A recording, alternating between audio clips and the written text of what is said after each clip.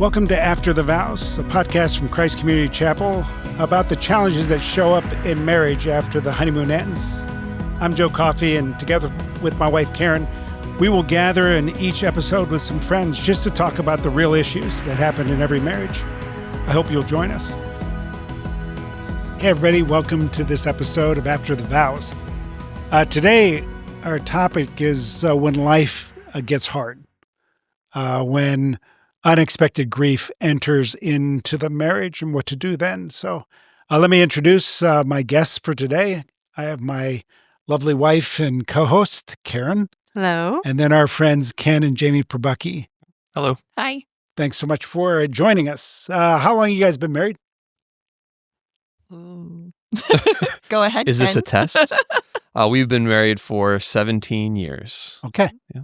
And if you're viewing, we actually have a wedding photo of Ken and Jamie. If you guys want to tell us if you were, is that the red carpet that you're on with the sunglasses, the whole deal? That's right. You want to set the stage for this? It's a photo of us, if you're listening in, walking out of the church. This is like after the ceremony is over, and we're about to get into a very nice black Ford Mustang, which is not in the picture. But we have sort of sunglasses on, and Ken calls this our movie star photo. Yeah. Yeah. I see that. Okay. Definitely. Yeah, if you're not looking at a photo, just imagine two movie stars that have only gotten better with age. Okay. I think that's the best way to describe it. All right. Now, let me ask you this. It's just the first question. Was the first year of your marriage easier or harder than you thought it would be? Ooh. It was hard. I don't know what I thought it would be. Actually, I think it was easier than the second year because we lived abroad, and it was like a giant year-long honeymoon vacation in some ways. Yeah, I Where'd you agree live? with that. We lived in London. Yeah. So I was in law school, and we were able to spend a year with me studying at Notre Dame's London Law Campus. I didn't even know that. Really? How about that? Yeah. Yeah. That's Yeah, so- wonderful. Yeah. We were there for 9 months. We'd been married for about a month when we moved there. Stayed there for 9 months, and it was a blast. I agree. It basically allowed for us to put all of the practical challenges of marriage on hold because we would just travel every 3 weeks. We were going somewhere, and so I all kidding aside, I think we were able to punt on some things, and then when we came back stateside. Then in some ways, that's when marriage really began for us in earnest, I think, anyway. Mm-hmm. Yeah, I think we've said this before, that our first year was not a hard year. It was because we got married while we were in school, and so that was the same kind of thing where Mm-hmm. it was like we were playing house. Nothing changed. We were still going to the same classes. We just got to be together Mm-hmm. all the time. And then our third year, when we moved and I got a job, and that's when that was our hard year. The hardest year until my little brother was killed, and that became the hardest year, which is kind of what we're going to talk about now. I'm going to divide it into, we're going to jump right in now. So enough fun stuff. Now Let's get go. to Let's go. the hard stuff. I'm going to divide it into two different types of grief and sadness and brokenness. One is the kind of brokenness you bring into the marriage that you may not have known that even you had or that your new spouse had. And then brokenness that happens while you're married to both of you at the same time. So let's talk about the first one, which is the kind of brokenness that you might bring into your marriage that you either knew or didn't know, or that surprised you. I'm just going to be talking more by default, so I'm going to let you go first, Jamie. Okay, so what I was thinking about this question is, for me, the brokenness I was bringing into marriage, both my own sin and just from life experiences of a broken world. Those are things that I knew we needed to talk about. I knew we were not on the same page. I knew like there had to be conversation. And so that's a hard conversation, but that like there's a known, like something has to happen there. The things that we experienced together, I think like we experienced the same events and the same things, but not in the same way. And I think there was a danger there of like an assumption that I understand how Ken is feeling because this is what happened. So the push to have a conversation around it or talk through it, I think is you have to like realize that and work much harder toward it. At least that was my perspective. Yeah, that's a really good insight. I'm gonna dig into that more in a minute. Let's go. The first thing though, the brokenness, like with Ken, I know that you brought in brokenness. Now, Jamie, did you know how deep that was? That's one of the things is that like in our relationship that I might know something about Karen, but I didn't know how deep it went in her. She might know something that happened to me, but not how deep. And I might not have been aware of that either. So Ken, were you aware of how deep your own brokenness was with? No. And as I sit here, I still don't know. And I don't want to jump ahead, but I mean, there's still, for me, I'm still discovering in seasons too. You know, got married. We were 24 years old. I brought in the things that, wounds that I carried that affected me as a 24-year-old. Yeah. Not as a husband until I became one. Not as a father until I became one. So Now, still figuring that out. Sharing some of that, like what?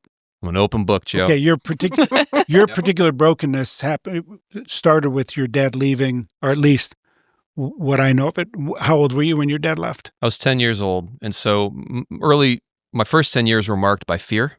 Right. When my dad was around, and then an entirely different kind of chaos and mayhem when he wasn't. And so I used to jokingly say to Jamie, she was raised in a nuclear family. My family was nuclear too, just in a different way. And so I did not realize how incapable I was of believing that I was loved. Okay. And it was, do you remember this? Yeah. We had been married for a few years at this point when I just offhandedly mentioned to Jamie that at some point she'd get tired of me and she would leave. But she heard the truth in what I was saying, the conviction. Right. She said, no, that won't happen. I said, it'll probably happen. She said, no, that will never happen. I said, well, it'll probably happen. And we went back and forth on that. I remember that conversation because I realized, I actually just assume people you love leave. That's what people do. Families don't stay together. Right. Right. Now, I would assume that there are a lot of people in our audience that have experienced divorce in their background. So what would be something that you would tell them or maybe Jamie, what's important for somebody to, from your perspective, to care for somebody who feels like Ken did? How long did it take you? Were you patient in that? Have you convinced him yet? I think so. You have. I think that was a separate conversation. That was actually, no kidding. Yeah. It was to finally come to believe that there is someone that won't leave. Yeah. Someone that, I love my mom. Mom, if you're listening, I know you're not going anywhere. But right. I mean, in the context of marriage, because I never saw two people stay married, but I believe it now.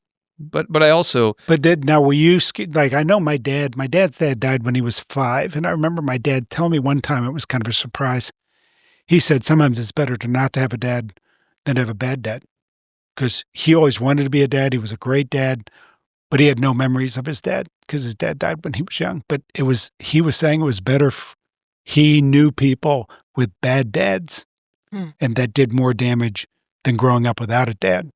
Now, when you started thinking about getting married and being a husband and being a dad, how much fear was there in you that you would be like your dad?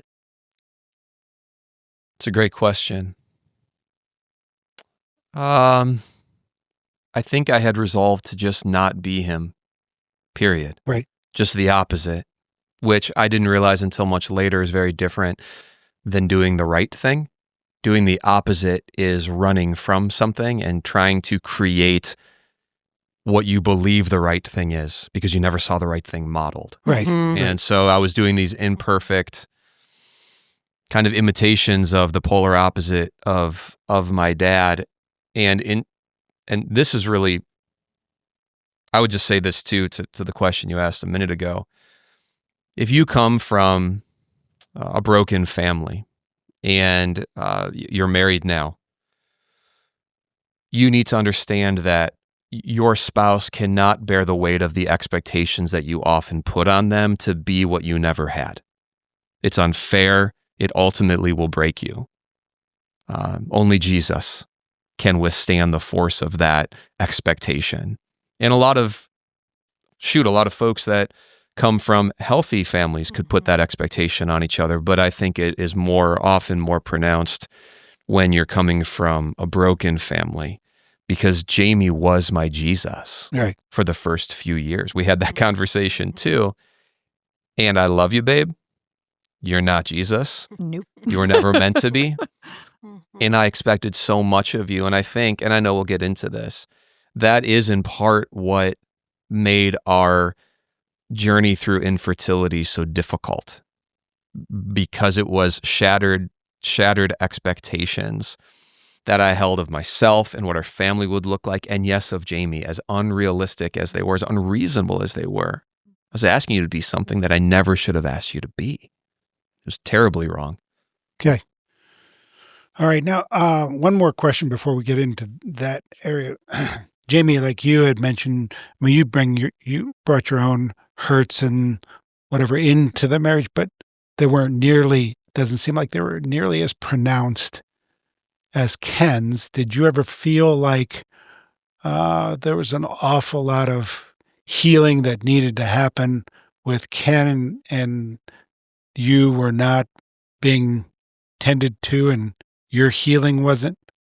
Do you know what I'm asking? I think maybe, let me answer and tell me if I miss it. So I think, well, I guess, and this goes back to a question you asked earlier about like the depth of the brokenness and how that would affect our, marriage and parenting.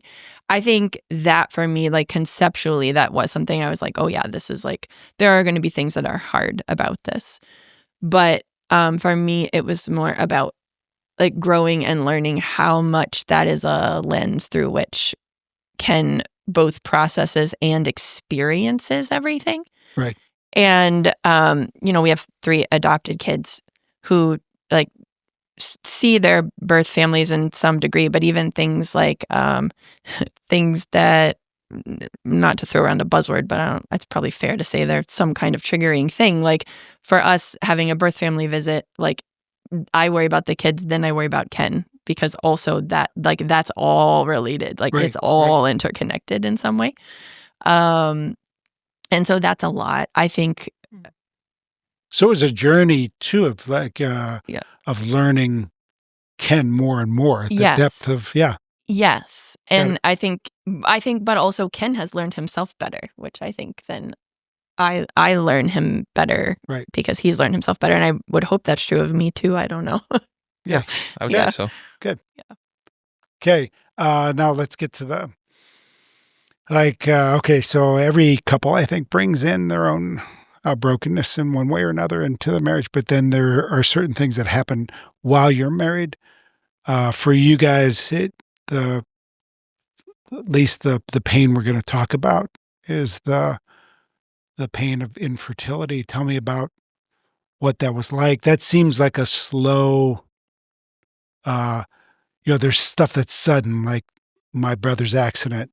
Mm-hmm. Infertility seems like it's a slow grief. Yeah, and it's breaking to me, rather than like, bam. Like, So tell me, so that means that you guys processed it, then had to process it, and each time you guys could process it differently. Mm-hmm. Okay, so let's explore that some. Tell me what you it's asked like. for it. Tell me what it's like. Tell me what it's like from your perspective to experience infertility. Go ahead. Me first. So for me, and I guess by way of background, Ken referenced this, but I grew up in a home with two Christian parents. I have a younger brother. There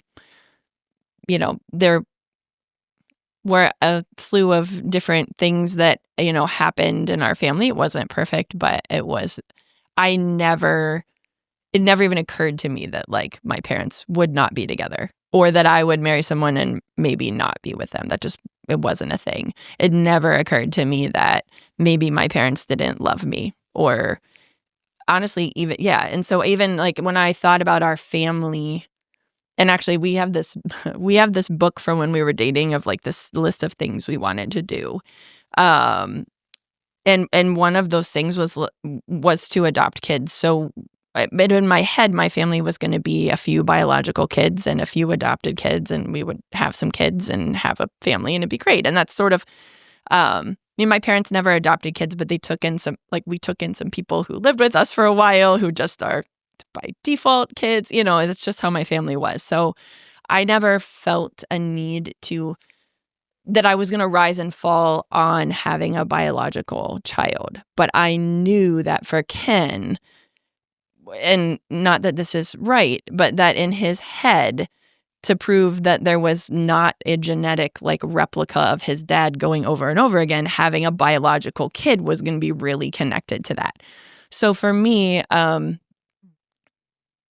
think when we realized that probably was not going to happen, and for us, and there are different ways infertility works, right? Like some people get really conclusive answers. Some people don't. You get this ambiguous, like, well, the likelihood of this is very, very, very slim. We can't really tell you why. Here's some contributing factors.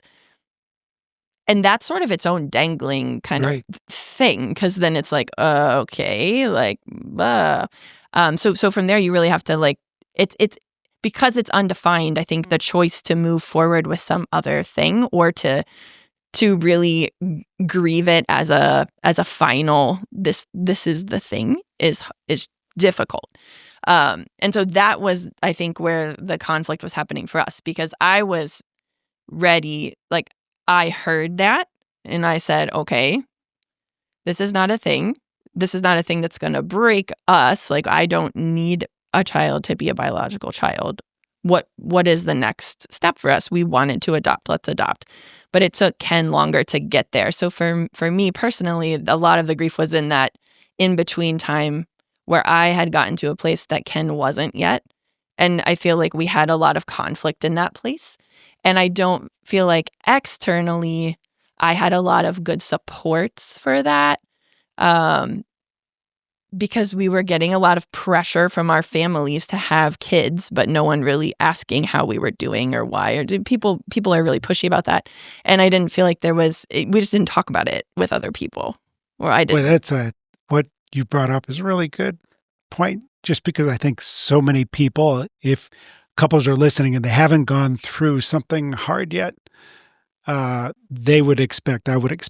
expected when we were young, if we were going to go through something hard, we'd go through it together, like at the same pace. And we'd emerge at the same time, but you don't, right? So then you were done grieving, or not done grieving. You had reached a certain stage. Ken was not there yet. How did you navigate how did you navigate that? Did you know she was at a different place than you? Did that put pressure on you to try to speed up? No, I was furious with her. Okay. Yeah, So, I think, you hit the nail on the head. I wanted to prove that I wasn't my dad. Right. And if I don't have a little me running around with my DNA, I didn't think I could do that. Right. And so that then made me wonder, and I said this to James, I said, is there something just so wrong with me that God won't let us have kids? Right? And I actually apologized to Jamie at one point, saying, you'll never be a mom because I'm so broken. Boy, that's when the brokenness you bring in is hit with a brokenness. Yep. That's like a tsunami Yeah, it's why That's I, hard. in lawyer terms, I object to the foundation of your question and bifurcating what you bring in and what you experience, because for me, what I experienced was directly informed by what I brought in. It was the lens through which I viewed this, no question.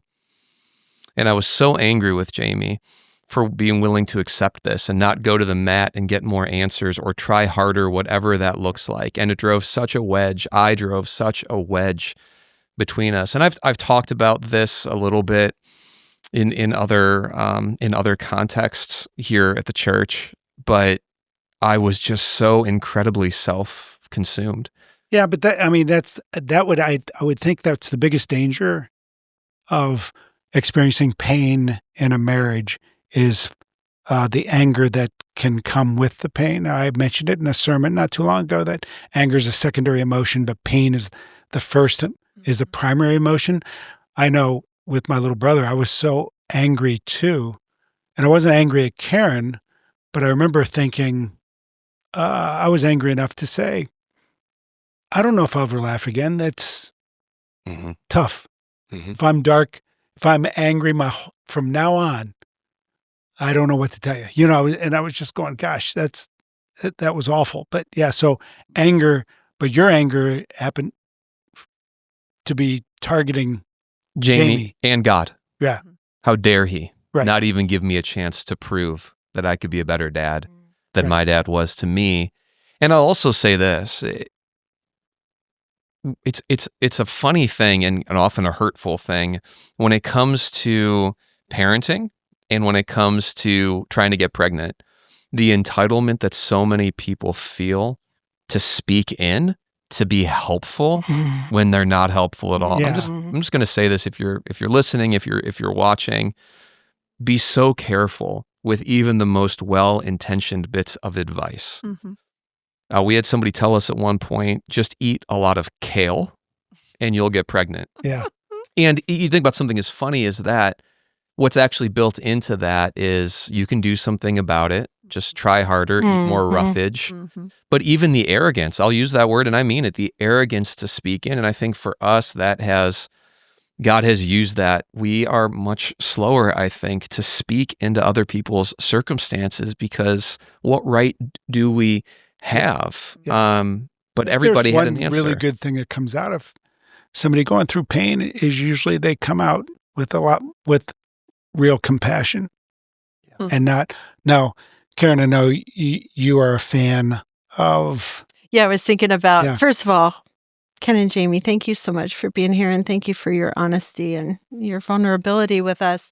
I've thought of two people. One is Brene Brown, has a little tiny video on empathy and compassion. Yes, I know exactly what you're. So good, and it just talks about us silver lining things, hard things that other people are going through without giving regard to them.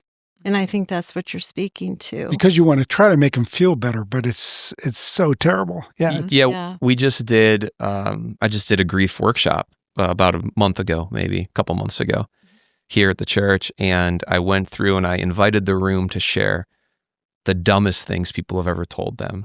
And so many of them were, at least it's not, or, hey, I know exactly how you feel. And again, and well-intentioned doesn't fix it. Whether I mean to run you over or I swerved to avoid a squirrel and hit you, either way, you're bleeding. Right. And I think that's what people need to understand. We can't, in our own grief, we're not going to wade through and hold on to your motivation. Thanks for sending it our way. We're just hurting. Yeah. And thanks for wanting to solve it and fix it and fill the awkward silence. You can't. Right. Yeah. You can't, so please don't try. That's really good. The best thing That's really anybody good. said to me is they said, I lost a brother too, but I don't know how you feel because I didn't lose your brother. And there were so many dumb things people said to me. I just want to just hug them and just say, you understand it. I mean, that's tough. All right. Let me ask you, Jamie, that puts you in a really difficult position to have an angry husband and you're hurting. I mean, you might have worked through a particular part of the grief and been ready to move on, but it's not like you didn't have any grief at all. So you're hurting and then he's angry. How did you deal with that? How did you? I think probably not super well. I think again. I don't know. You're both still here, so you That's must have true. done, yeah. Well, we're very God. stubborn. Yeah, that's good. It's true. Both of us. Yeah, and And strong. stubborn Yeah. in some ways is the best thing to be in some In circumstances. the Lord's grace. Yeah, with He marriage. can work it yeah. out.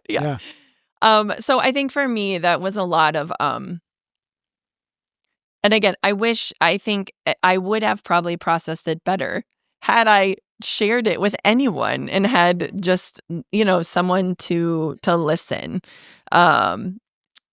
So yeah, I would say like if it's, I know infertility is a thing no one talks about because there's just, I think especially for women, there's a lot tied up in that, right? Like there's this misunderstanding of biblical womanhood and also like motherhood and what that is, and just like a lot of stuff there. So if you're sitting there and this is you, don't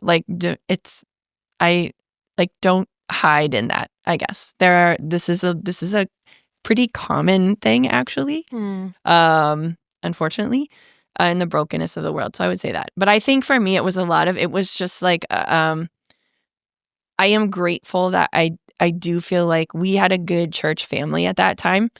And there was no one telling me lies about what was happening. Like the people who were speaking to us who didn't really know what was going on, but who just knew when things were hard, were really good about saying things that are true and not things. I think there's a danger. What I was getting a lot from my family, and I love my family, but they're just, I grew up in a like kind of a very touchy-feely interpretation of the Bible where there's a lot of like,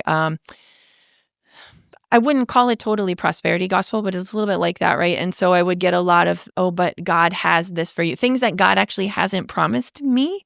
Mm. And I think that like diminished the promises he actually has for us by throwing that out there. So I think what made that bearable is that in our small circle of like the people we had, I wasn't hearing things that were lies. I was hearing things that were true. And it was just a lot of time like praying that God would work it out. Because for me, the grief in that moment was like, what if we don't have kids, not because we can't biologically have kids, but because Ken's never okay having kids like any other way? Then that for me was like when I felt the grief of not having kids. It was not that they were not biological. It was like, oh, maybe there just won't be any in this family. Yeah. Okay. So Ken, what anger dissipated first, the anger toward God or the anger toward Jamie? It was all at once. Actually, I've had very few thunderbolt God moments in my life, but this was one of them. I remember exactly where I was. We had just had another fight. And by that, I mean, I just was angry at you again. And I think you had retreated to the bedroom. I was in the living room. And God just hit me with this. It's like just a visual of me throwing a tantrum in the throne room of God. And I've shared this before, but it is just so formative for me. Where God is there and he's saying, son, like I've given you so much. And I'm saying, I don't care. I want this. I want family my way and my time the way I define it. And I just heard him saying, I've given you Jesus. And I'm saying, I don't care. I don't care. I want kids. I don't care about Jesus. That was functionally true for me. And then just the Holy Spirit just honestly just reached in and all that anger just dissipated. And what was left was honestly sadness that I'd put so much on you, Jamie, and that I had just looked past the promises God had made and invented promises that he never did. And I didn't realize it then, but that actually laid the groundwork for something you just said, James, which was when we had, in our adoption journey, which is a whole other series of chapters in our life, but placements that didn't go through, heartache that accompanied that process, just looking at each other and just asking each other, honestly, what lies are you believing? Because the lies that Jamie and I believe are very different lies, right? Yeah. So we got to ask and then speak truth into them. Mm-hmm. Don't let them fester. Don't let them just sit there and grow and become infected. That was incredibly, but that was the moment that really started to inform that what's true and what's not true. And I'm so thankful to you, Jay. Now, were there times, and this is for everybody, when as a couple, if you're both grieving, when is one supposed to be strong and the other not? I know that sometimes, when my brother died, we grieved differently, which was hard because I assumed she wasn't grieving. She was trying to stay strong so that she wouldn't make me sadder.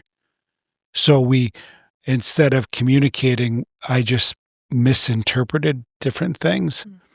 But is there a time, like if you were talking to a couple that was going through grief and somebody was saying, well, when am I supposed to be the strong one? Would you tell them to worry about that or not worry about that or both be weak at the same time? You know what I mean? Yeah. Like if one's can't stop crying, does the other one, is it better for the one to just sit and cry with them or to, well, once you have kids, somebody has to be functioning. Well, right. And we had 2 kids at that time. John was living with us, and we had Rachel 2 and Jeremy was 4. And then another boy from the church died in the same accident. So when you talk about support, we didn't have really church support because the whole church was grieving. And then Joe was grieving so much that we were just almost on different roads. I wanted to be strong. I didn't want to add any more grief to what he was going through. So for me, it was just suck it up and just keep going. And somebody had to keep, I wasn't paying attention to anything. And make life as easy as possible for you. And so I don't think I think what we should have done was I should have said, I'm grieving too, but right now I'm choosing to keep functioning for the family. Yeah. And how can I help, what can I do to support you? But I was so afraid even to use the wrong language that I don't think we communicated very much. Yeah, and you guys have said it. I think that it seems like if a couple's in that the kind of grief that you guys were in, the kind of grief that we're in, you need to find someone to talk to who will help you with the truth. But that's hard. I mean, we got a lot of. I was so angry. Period. But I had Christians tell me stuff that made me even more angry, and I was saying stuff that didn't make sense. Almost like your tantrum. I remember somebody saying to me, "But you don't know how many people could come to Christ because of John's death." And I looked them straight in the eye as a pastor, and I said, "I don't care. I don't care if the whole world comes to Christ." I was like, and they're like, no, but that's one of the reasons I got fired from that job. As a pastor, you can't be that angry with God. But anyway, so how do you? What do we tell couples that are going through it? I know as a ministry, we're going to connect people with people that have gone through some stuff who won't say untrue things. Would you recommend? Did you guys go to counseling? Did that play a part in it? No, incredibly. We did not. We didn't. I mean, I do now. Yeah. I'm not quitting anytime soon. I do think you can only go so far with the practical advice, with bringing in the community. At the end of the day, I honestly, we say this a lot. We don't know how marriage works without Jesus. Right. Because if you're not drawing your strength, if your reservoir isn't being filled up by the God of the universe who created you, who knows you better than you know yourself, and who understands your brokenness better than you understand it, and can see on the other side of whatever the circumstances are that you're walking through, if you're not going to him, how would you ever know? How would you even have the wisdom to know when it's time to give or to take? Right. Like that's not a mystical answer. That's a necessary one, I think. But we also have a habit, I think, of being pretty open with each other, where we'll say things like, if you just, I just need this day. You give me this day and I'll be back. Or you give me this hour. Right. Or just give me 30. I mean, I have 30 minutes. I'm going to go cry. I'm super sad, but I'll be okay. Just give me that space so I can give my kids and give you the best that I've got. Yeah. And that permission in the moment, if it's more spontaneous, sometimes we can say, hey, let's structure this. We also process at different speeds. So sometimes things will hit me on a delay. Right.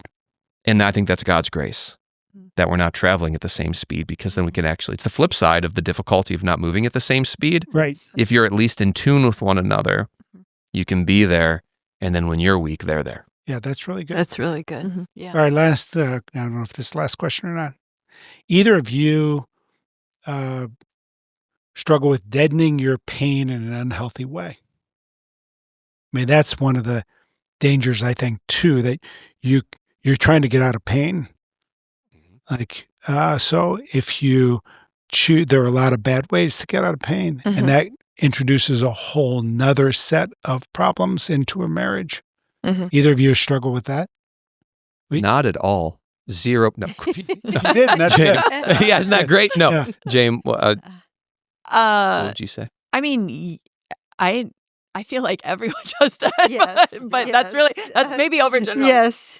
Yeah, I think for me, so I do not like conflict. It makes me uncomfortable. I'm a conflict avoider within our house sometimes. I think hopefully I've gotten a little better at it. But so if addressing it is going to cause conflict, and Ken is an attorney, so he can argue his way out of everything, and I'm a delayed processor. So if you ask me a question, I need an hour to think about it, and then I'll come back with a really good answer, but I don't want you to rush my answer right now. That makes healthy fighting hard.